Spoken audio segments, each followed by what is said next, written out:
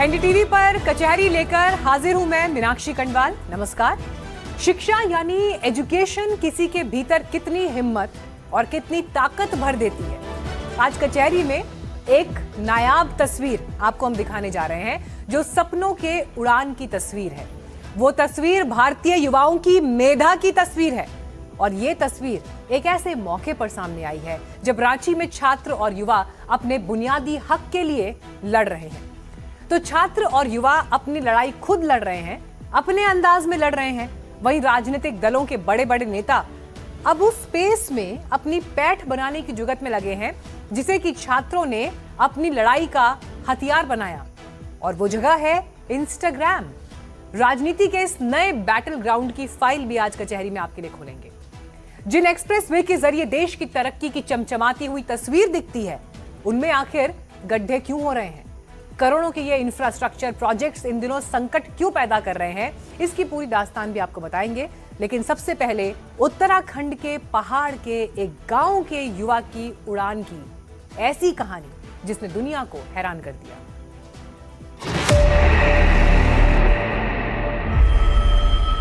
पढ़ाई लिखाई कितनी जरूरी होती है, प्रतिभा को पहचानना और उन्हें अवसर देना कितना जरूरी होता है, और शिक्षा से जुड़े सवालों का समाधान कितना जरूरी होता है। कचहरी में आज आप पहले दो तस्वीरें इसकी देखिए। एक तरफ एक युवा इलेक्ट्रिक फ्लाइंग कार बनाकर आसमान में उड़ने की तैयारी कर रहा है, तो दूसरी तरफ हजारों युवा अपने भविष्य को बचाने की लड़ाई लड़ रहे हैं। यही आज के भारत की दो तस्वीरें हैं। एक तस्वीर उम्मीद की है, दूसरी तस्वीर व्यवस्था से सवाल पूछ रही है। सबसे पहले उत्तराखंड के अल्मोड़ा के इस लड़के का कमाल देखिए। ये कोई एआई से बना वीडियो नहीं है, ना ही ये कोई हैरी पॉटर मूवी है, ना ही ये कोई सीरीज है, कोई एडिटेड वीडियो भी नहीं है।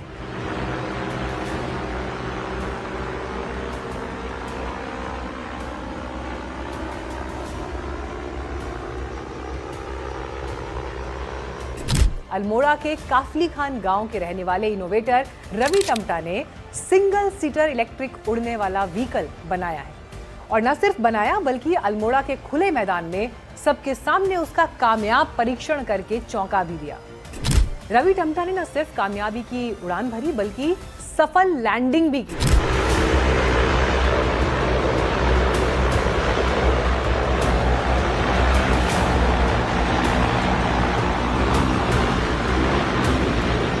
इसकी पहली टेस्ट फ्लाइट का ये वीडियो सोशल मीडिया पर सुपर वायरल है। सोचिए, पहाड़ के एक छोटे से गांव का एक लड़का जिसने अपनी पढ़ाई, अपनी समझ और अपनी मेहनत के दम पर ऐसा सपना सच कर दिखाया, जिसे देखकर पहली नजर में लगता है कि ये किसी साइंस फिक्शन फिल्म का दृश्य है।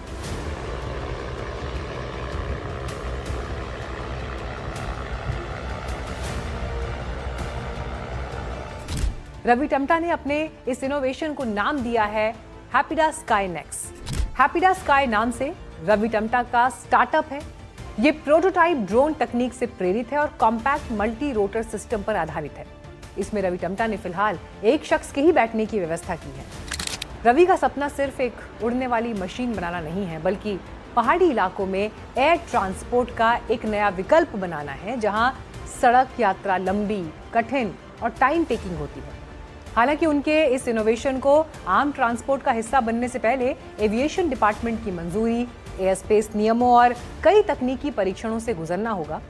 लेकिन यहाँ सवाल सिर्फ एक फ्लाइंग कार का नहीं, सवाल उस सोच का है जिसने एक युवा को ये सपने देखने की हिम्मत दी।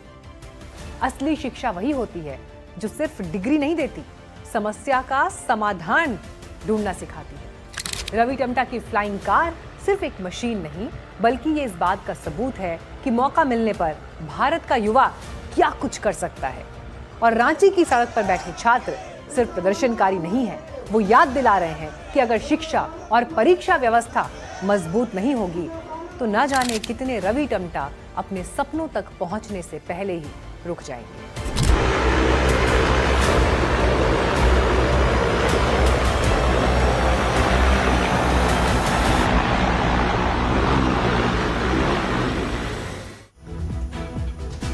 तो तो रांची में 2 हफ्ते से चल रहे छात्र आंदोलन के बीच आज पहली बार सरकार और आंदोलनकारी छात्रों के बीच बातचीत हुई। झारखंड सरकार के 4 मंत्रियों और एक वरिष्ठ अधिकारी ने आंदोलनकारी छात्रों के 10 सदस्यों वाले डेलीगेशन के साथ बातचीत की। 1.5 घंटे करीब ये बातचीत चली और जब बातचीत निपटी तो छात्रों ने इसे पॉजिटिव बताया, लेकिन ये भी कहा कि आंदोलन अभी जारी रहेगा और सरकार से बातचीत भी जारी रहेगी, यानी फिलहाल सड़क पर यह लड़ाई जारी रहेगी।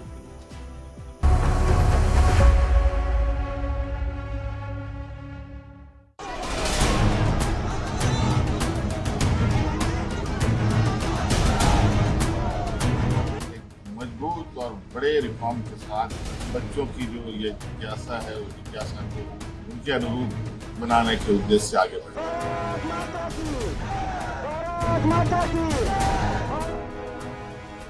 रांची में आसमान से जोरदार बारिश जारी है, लेकिन जयपाल सिंह मुंडा स्टेडियम में गुस्सा उबल रहा है। 14 दिन पहले जो आवाज कुछ छात्रों ने उठाई थी, अब वो हुंकार बन चुकी है। बारिश की हर बूंद के साथ आंदोलन और बड़ा होता जा रहा है। सरकार बातचीत कर रही है, नेता समर्थन दे रहे हैं, लेकिन छात्र कह रहे हैं अब आर पार के बिना वापसी नहीं।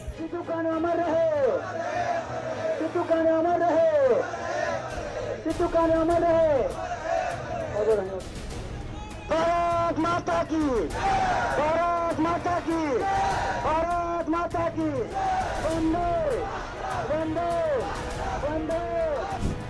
मूसलाधार बारिश के बीच रांची की सड़कें भीगी हैं। पानी से लबालब मैदान के बीच एक आग ऐसी भी है जो बुझने के बजाय और भड़कती जा रही है। बीते 14 दिनों के बाद अब उम्मीद जाग रही है कि छात्रों का आंदोलन अब निर्णायक मोड़ पर पहुंच सकता है।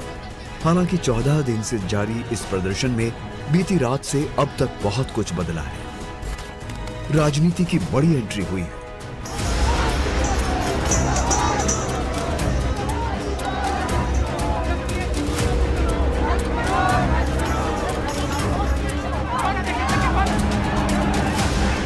सरकार हरकत में आई है।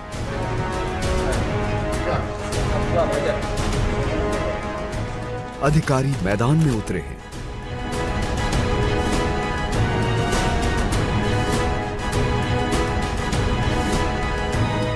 लेकिन छात्र अब भी अपनी मांगों पर मजबूती से डटे हुए हैं। बीते 24 घंटों में एनडीटीवी की टीम ने लगातार छात्रों से बात की और इन 24 घंटों के बीच जाने के बाद अब आंदोलन का कद भी बढ़ गया है। पहले रांची के कुछ छात्र दिखाई दे रहे थे, अब पूरे झारखंड से युवाओं का सैलाब रांची पहुंच रहा है। स्टेडियम में भीड़ बढ़ रही है, नारे तेज हो रहे हैं और सरकार पर दबाव लगातार चढ़ रहा है। 14 दिन से आंदोलन जारी, सरकार से नहीं बनी बात। राहुल गांधी की एंट्री, निशिकांत दुबे का समर्थन, सीएम सोरेन फिर सामने आए, अनशन जारी, गुस्सा बरकरार। पूरे झारखंड से जुटे छात्र, सरकार पर बढ़ता दबाव। ये लोकतंत्र में राजतंत्र का आनंद ले रहे हैं। डेलीगेशन बन गया है जो सर वार्तालाप करेगा और सरकार से भी जो 4 मंत्री जो जिनके बीच में बातचीत होगा। सर 2015 से लेकर 26 का फ्रस्ट्रेशन है, इतना पेपर लीक हुआ है झारखंड में, उसका फ्रस्ट्रेशन है हम लोग का। अगर हम लोग आवाज नहीं उठाएंगे तो सरकार सुनने वाली नहीं है, क्योंकि सरकार बहरी हो चुकी है। सर संवेदनशील बोलने में 2 मिनट का टाइम लगाती है, तो वो सरकार ऐसे सुनेगी। देश जो विकसित भारत का हम लोग बात करते हैं, वो एजुकेशन ही वो चीज अचीव कर पाएगा। दुर्भाग्य है कि मैं गरीब हूँ, मेरे पास पैसा नहीं है, तो मैं सरकार के कहाँ द्वार और नौकरी कहाँ से खरीदूँ। कर्ज करके हम लोग पढ़ाया जा रहा है, और अब ये सरकार तो देखो ये सारा सिस्टम से बेच रही है, पूरा हर वैकेंसी को बेच रही है। मुंह दिखाने के काबिल झारखंड सरकार नहीं छोड़ा है सर। हजारों की तादाद में ग्रेजुएट इंजीनियर बेरोजगार है। जब तक हमारी मांगे पूरी नहीं होती है, अनिश्चित काल तक हम रहेंगे, ऐसे ही रहेंगे। चाहे हमें कैसे भी किसी भी परिस्थिति, विषम परिस्थिति का सामना करना पड़े, हम अपने हक के लिए ऐसे ही रहेंगे।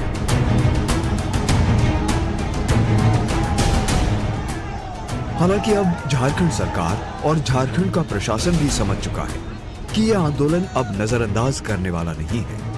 इसीलिए धरना स्थल पर अफसरों के पहुंचने का दौर भी तेज हो गया है।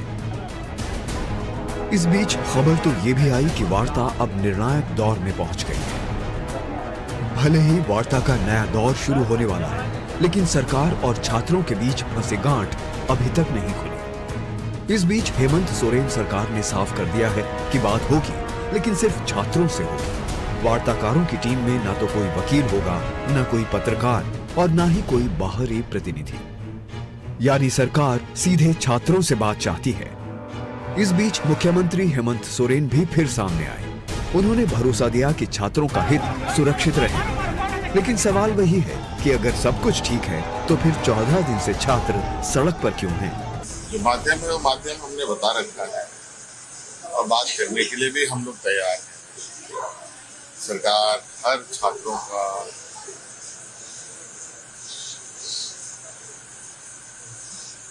जो समस्या है उसको जानने की इच्छा रखती है और अब तो हम इस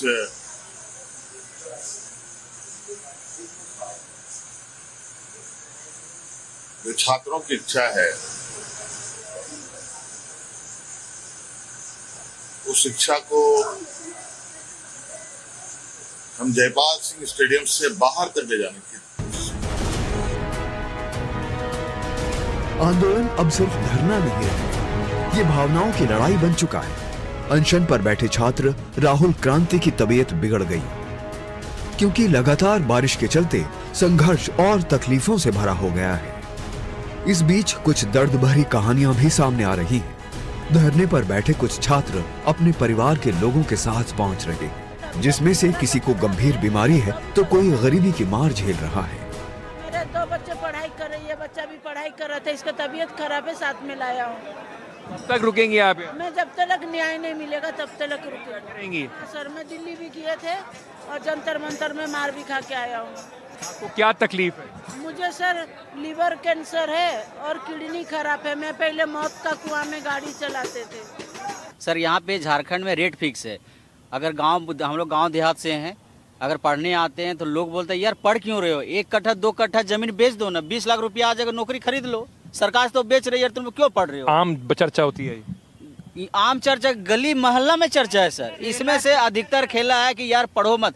जो हमारे गांव के बुजुर्ग भी लोग हैं जो पढ़े लिखे नहीं, उनके कान में भी चल गया है कि यहाँ पे सीट खरीदा जाता, पढ़ो मत। जमीन बेचो 2 कट्ठा और जाके सरकार को पैसा दो, आराम से नौकरी करो, पढ़ो। 20 साल एज मत खराब करो बाबू, जमीन कहीं बेच दो और सीधे जाके नौकरी लो। यही वजह है कि हर बीतते दिन के साथ समर्थन का दायरा भी बढ़ता जा रहा है। कई छात्र संगठन आंदोलन से जुड़ रहे हैं और अब राजनीति भी इस आंदोलन के इर्द गिर्द घूमने लगी। ये 8 तस्वीरें उसी की बानगी हैं। इसमें राहुल गांधी से लेकर बीजेपी के निशिकांत दुबे की भी इस पूरे मसले में एंट्री हो चुकी है। 14 दिन से प्रदर्शन जारी, बातचीत पर फंसा पेच। अब क्या करेगी सरकार? राहुल ने छात्रों को दिया भरोसा। सीएम सोरेन से बात करेंगे राहुल। छात्र अपनी मांगों पर अड़े। देर रात एसडीएम एडीएम छात्रों से मिले। समर्थन में उतरे निशिकांत दुबे। इधर बीते 24 घंटों में छात्रों से वार्ता का खाका तैयार हो रहा है। ये 2 तस्वीरें देखिए, ये रात की है, दूसरी शुक्रवार दोपहर 12 बजे की है। 2 बार अधिकारी स्टेडियम में वार्ता को पटरी पर लाने का काम कर चुके, लेकिन अभी तक बात पूरी तरह से नहीं बन पाई है। रांची एसडीएम कुमार रजत और एडीएम लॉ एंड ऑर्डर ने जयपाल सिंह मुंडा स्टेडियम में छात्रों से बात की।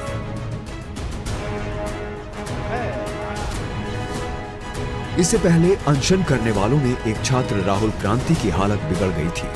भारी बारिश में भीगने के बाद उन्हें जबरदस्त बुखार और दिक्कतें होने लगी थी, जिसके बाद उन्हें अस्पताल में भर्ती कराया गया है। हमारे साथ राहुल क्रांति जी हैं जो पिछले 4 दिनों से अनशन पर बैठे हुए थे छात्र आंदोलन में। इनकी तबीयत सुबह थोड़ी ज़्यादा खराब हो गई। इनको लेकर के हम लोग सदर अस्पताल पहुँचे। अभी सब अंदर कंट्रोल है, डॉक्टर देख रहे हैं, डॉक्टर की देखरेख में है, अभी ट्रीटमेंट चल रहा है। इस प्रदर्शन के दौरान हमें पोस्टर बैनर लिए हुए तमाम लोग दिख रहे थे। उनमें से एक शख्स हमें ऐसे मिले जिनका दावा है कि परीक्षा और इंटरव्यू पास होने के बावजूद उनकी जगह किसी और को दे दी गई। मैं खूंटी बिहार न्यायालय का एक वैकेंसी निकला था, दफ्तरी का और असिस्टेंट का पद, तो जिसमें मुझे कॉल लेटर आया था विभाग से, बिहार न्यायालय से, आप देख सकते हैं 2016 में। और मैंने इंटरव्यू भी दिया था और इंटरव्यू देने के बाद जो है मेरे पास वहाँ पे मेरिट लिस्ट में नाम भी आया था। लेकिन कितने नंबर पे नाम था? नाम मेरा 3रे नंबर पे था और मैंने मेरिट लिस्ट देखा भी था, लेकिन उसको दबा दिया गया बाद में। और कुछ दिन के बाद पता चलता है कि डिस्ट्रिक्ट जज के हाथ से हटा के ये हाई कोर्ट के जज के अंडर चला गया है कि उनके कर कमरों से ये मतलब नियुक्ति किया जाएगा। और कुछ दिन बाद पता चला कि नियुक्तियां हो चुकी है खूंटी बिहार न्यायालय में, लेकिन जितने भी लोग वहाँ पे घुसे नौकरी में वो सभी कोई बाहर से आए, यूपी से हैं, बिहार से हैं, और उसमें भी पैसे का खेल चला। बाद में हम लोग को पता चला पैसे का खेल चला। इससे पहले छात्रों से राहुल गांधी ने बात की। राहुल के सामने भी छात्रों ने अपनी मांगे दोहरा दी। पीएससी परीक्षा रद्द करने की मांग करते हुए स्वतंत्र जांच की मांग उठाई। राहुल गांधी ने भी छात्रों को लेकर बयान दिया। हर सरकार को स्टूडेंट्स की बात सुननी चाहिए और एजुकेशन सिस्टम को बदलने के लिए एक्शन लेना चाहिए, चाहे वो कांग्रेस की सरकार हो, नेशनल सरकार हो या झारखंड की सरकार।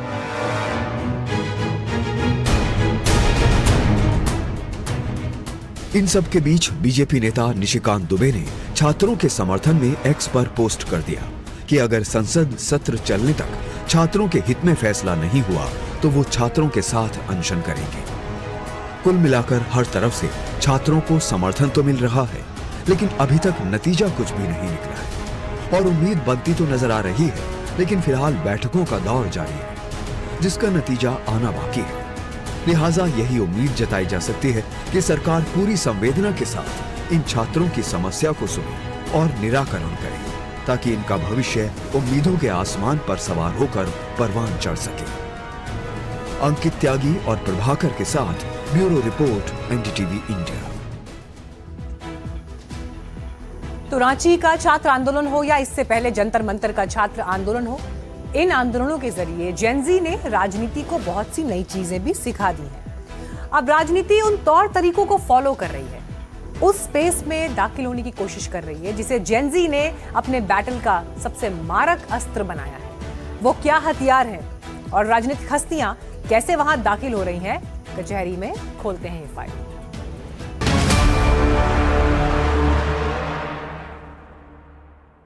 क्या देश के जेनजी ने राजनीति का प्राइम टाइम बदल दिया है? ये सवाल इसलिए उठ रहा है क्योंकि जेनजी प्रोटेस्ट के बाद से अब राजनीतिक लड़ाई रात 11 बजे के बाद मोबाइल की स्क्रीन पर हो रही है। प्रधानमंत्री नरेंद्र मोदी ने गुरुवार रात एक बार फिर से इंस्टाग्राम पर वीडियो पोस्ट किया जिसे ग्राम स्टाइल यानी get ready with me style का वीडियो कहते हैं। तो लोकसभा में विपक्ष के नेता राहुल गांधी भी इंस्टाग्राम पर एक्टिव जेनजी के साथ संवाद कर रहे हैं। आस्क मी एनीथिंग यानी मुझसे कुछ भी पूछिए। तो एक तरफ निमंत्रण है और दूसरी तरफ खुला निमंत्रण है। ऐसे में सवाल यह है कि क्या भारत की चुनावी राजनीति का नया प्राइम टाइम इंस्टाग्राम बन चुका है? ये समझने के लिए पहले प्रधानमंत्री मोदी का गुरुवार रात पोस्ट किया गया ये वीडियो देखिए। अभी पिछले सप्ताह आप सबने फ्रेंडशिप डे मनाया। मैं आज आग्रह करता हूं 7 अगस्त हैंडलूम डे होता है।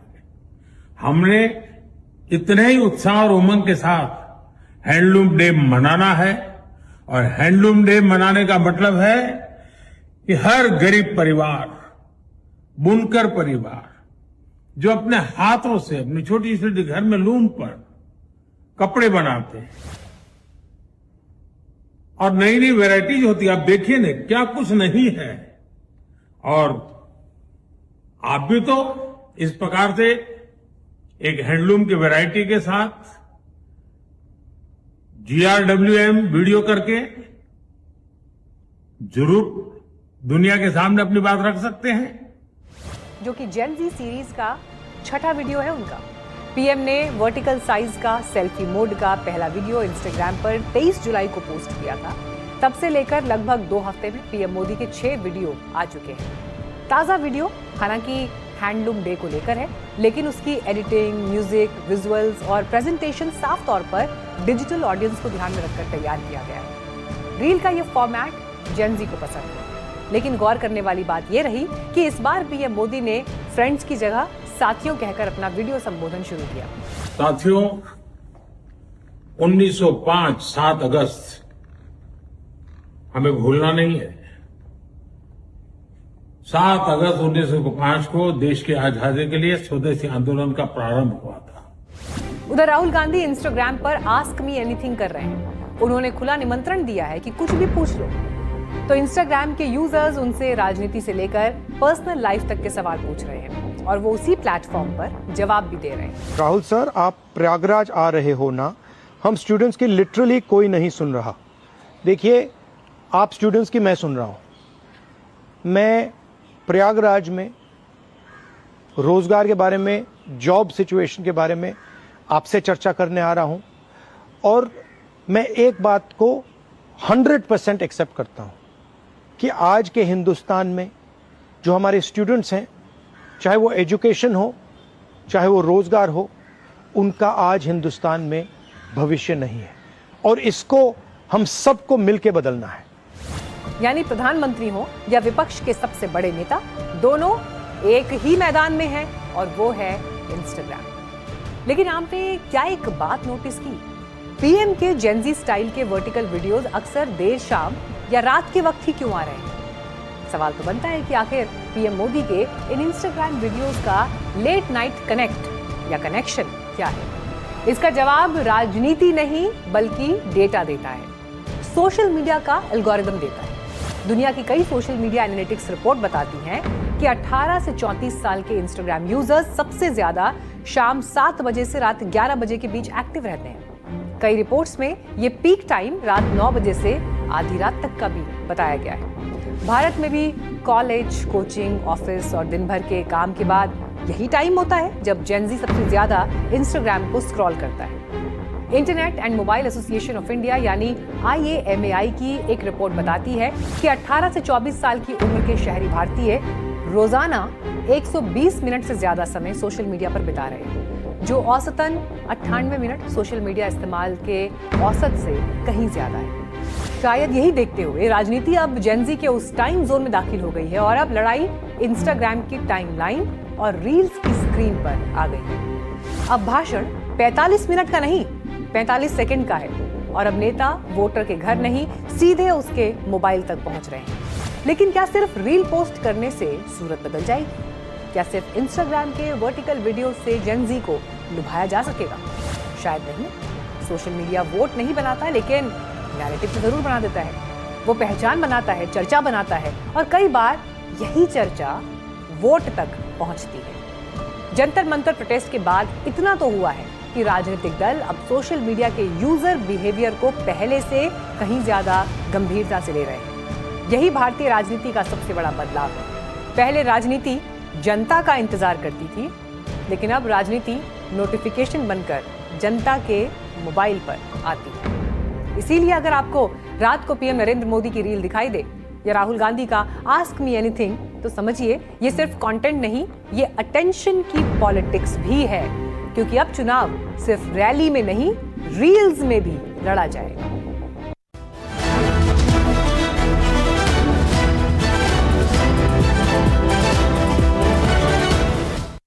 लखनऊ और कानपुर के बीच 63 किलोमीटर लंबा ग्रीनफील्ड एलिवेटेड एक्सप्रेसवे बनाया गया। 4,200 करोड़ रुपए की भारी भरकम लागत से तैयार हुआ ये एक्सप्रेसवे, जिसके लिए दावा किया गया था कि विकास अब हवा से बातें करेगा। लेकिन कुछ ही दिनों बाद सड़क ने सवाल पूछना शुरू कर दिया कि जिस एक्सप्रेसवे को दशकों की मजबूती का प्रतीक बताया गया, वो उद्घाटन के कुछ दिनों बाद ही मरम्मत के मोड़ में कैसे पहुंच गया। सड़क पर मरम्मत चल रही है, डामर बिछाया जा रहा है और उसे सुखाने के लिए 10-10 बड़े पंखे लगाए गए। जिस एक्सप्रेसवे को उत्तर प्रदेश की नई रफ्तार बताया गया था, वो पहली ही बरसात में क्यों सवालों के घेरे में आ गया है।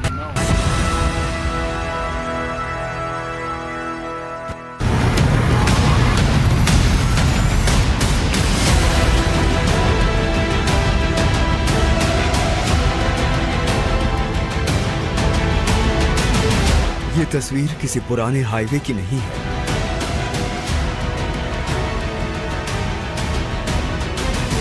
ये तस्वीर किसी उपेक्षित सड़क की नहीं है।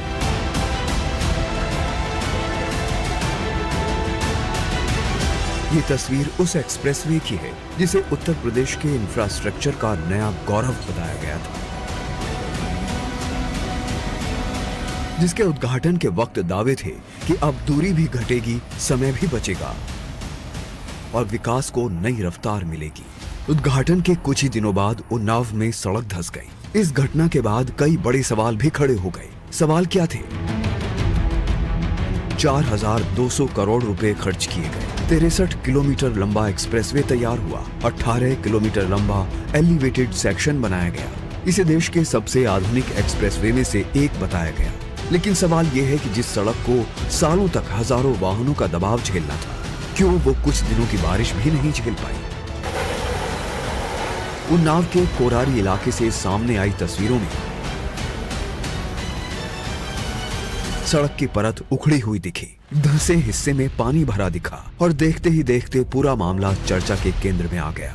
उन्नाव में सड़क धंसती है और वीडियो वायरल होता है, जिसके बाद NHAI के अफसरों पर दबाव बढ़ता है और सवाल उठने लगते हैं कि आखिर महज 12 ही दिनों में मरम्मत की जरूरत पड़ी ही क्यों? क्योंकि ठेकेदार को तो पैसे सड़क बनाने के लिए दिए गए थे, न कि पैच वर्क के लिए। सबसे ज्यादा चर्चा उस तस्वीर की हुई जिसमें सड़क सुखाने के लिए बड़े बड़े पंखे लगाए गए। समाजवादी पार्टी के अध्यक्ष अखिलेश यादव ने भी तंज कसने में कसर नहीं छोड़ी और पूछा कि उद्घाटन के कुछ ही दिनों बाद सड़क को मरम्मत की जरूरत पड़ गई। ये पूरा जो हिस्सा जो है वो पूरी तरीके से आप देख सकते हैं, करीब आधा किलोमीटर का पूरा हिस्सा है जो लगभग रोल किया जा रहा है और ये पूरा पैच जो है बाकायदा रोड को काट के इतनी रोड काट के इसको भरा जा रहा है और इसको भरने के बाद ही ये पूरा जो मिट्टी वाला हिस्सा है इस पे डांबर बिछाया गया है, गिट्टी बिछाई गई है और उसके बाद इसको पूरी तरीके से रोल करके इसको मजबूत बनाने की प्रक्रिया हालांकि शुरू है। निर्माण की एजेंसी अपना काम कर रही है और आप देख सकते हैं यहाँ पे जो दूसरी साइड का हिस्सा है वो भी पैच लगा के भरा गया था, लेकिन वो भी कहीं ना कहीं जो बरसात की भेंट चढ़ गया है। पानी बरसने के दौरान यहाँ पे देखा गया कि जो रॉन्ग साइड का हिस्सा है वो भी अब पूरी तरीके से फूल गया है डांबर बिछने के बाद और इसमें भी कई जगह पर पानी भरा जा रहा है। इसको लेकर अखिलेश यादव ही नहीं और भी पार्टियां जो है विपक्ष की वो सरकार पे हमलावर है। तो सवाल ये भी उठता है कि आखिर ये एक्सप्रेसवे है या नई बनी दीवार जिस पर प्लास्टर सूख रहा है। जिस सड़क को हजारों ट्रकों का भार उठाना है उसे बचाने के लिए पंखों की जरूरत आखिर क्यों पड़ गई? NHAI का दावा है कि इससे मरम्मत कार्य तेजी से पूरा किया जा सकेगा और सड़क को जल्द यातायात के लिए पूरी तरह सुरक्षित बनाया जाएगा। हम लोग जो रेक्टिफाई करवा रहे हैं, जैसे ही रेक्टिफाई खत्म कंप्लीट हो जाएंगे, 1-2 दिन में कंप्लीट ही हो जाएगा, 1 दिन में, और इसके हम लोग कंटिन्यूअस सुपरविजन कर रहे हैं, इंस्पेक्शन कर रहे हैं। कहीं पे भी ऐसा आता तो ओवरऑल KS रेड्डी साहब आएंगे, उनका रिपोर्ट आने के उपरांत एक इसका पूरा रोड का भी सेफ्टी ऑडिट करवाएंगे, फिर दोबारा करवाएंगे। अगर किसी तरह का त्रुटि पाया जाता है तो उसको हम लोग करवाएंगे, उसमें कोई दिक्कत नहीं है। NHAI यानी कि पब्लिक के लिए, पब्लिक को सुचारू रूप से ट्रैफिक उस पर चले, कोई दिक्कत नहीं आए। अगर किसी भी तरह का चीज सेफ्टी इशू हम लोग उसको ये नहीं करते। NHAI ने सड़क बनाने वाली कंपनी PNC इंफ्राटेक के खिलाफ सख्त कार्रवाई तो की है, साथ ही धंसे हुए हिस्से की मरम्मत करीब 3 करोड़ रुपए की लागत से की जाएगी। इस मरम्मत का पूरा खर्च PNC इंफ्राटेक लिमिटेड अपने स्तर पर उठाएगी। इसके अलावा PNC इंफ्राटेक को NHAI का नोटिस भेजा गया है। साथ ही कंपनी को नॉन परफॉर्मर घोषित करने का प्रस्ताव भी तैयार किया जा रहा है। इसके अलावा इस कंपनी को NHAI ने भविष्य में होने वाली टेंडर प्रक्रिया से बाहर करने की तैयारी भी कर ली है। वहीं कंपनी के ऊपर जुर्माने का भी प्रस्ताव तैयार हो रहा है। हालांकि राहत की बात यह भी है कि जब तक मरम्मत और जांच पूरी नहीं हो जाएगी तब तक टोल वसूली पर भी रोक लगी रहेगी। ये लखनऊ कानपुर एक्सप्रेसवे का एक ही टोल एजेंसी है और एक ही वो क्लोज टोलिंग है। मीन्स आप जहाँ से चढ़ते हैं, जहाँ से उतरते हैं, उतना का ही टोल लगता है। तो ये पूरा इंटायर एक्सप्रेसवे का अभी टोल सस्पेंड हुआ है। हालांकि NHAI ने अब पूरे कानपुर लखनऊ एक्सप्रेसवे की जांच कराने का भी फैसला किया है। ये जांच लेजर प्रोफिलोमीटर तकनीक की मदद से की जाएगी। इसके अलावा IIT खड़गपुर के एक्सपर्ट्स की टीम भी तकनीकी जांच करेगी ताकि सड़क धंसने के कारणों का पता लगाया जा सके और भविष्य में ऐसी घटनाओं को रोका जा सके। बहरहाल अब सड़क पर डामर फिर बिछ रहा है और पंखे भी चल रहे, मरम्मत भी जारी है। लेकिन सबसे बड़ा सवाल अब भी हवा में तैर रहा है कि क्या 4200 करोड़ रुपए का ये एक्सप्रेसवे पहली बारिश में ही इम्तिहान हार गया या फिर जांच में कोई और कहानी सामने आएगी। Bureau report, NDTV India. Gujarat के मोरबी जिले में एक कुआं इन दिनों सुर्खियों में है। कुएं में जैसी हलचल हो रही है वो आज से पहले ना कहीं किसी ने देखी ना सुनी। ऐसे में जो भी कुएं में हो रही अजीबोगरीब हलचल के बारे में सुन रहा है वो इसके पास खींचा चला आ रहा है, क्योंकि मामला अजीब है।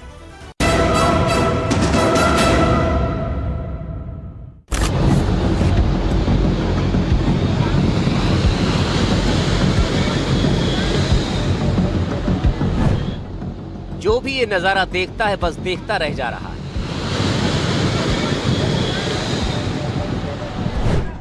सोचने लग जाता है कि आखिर ये है क्या।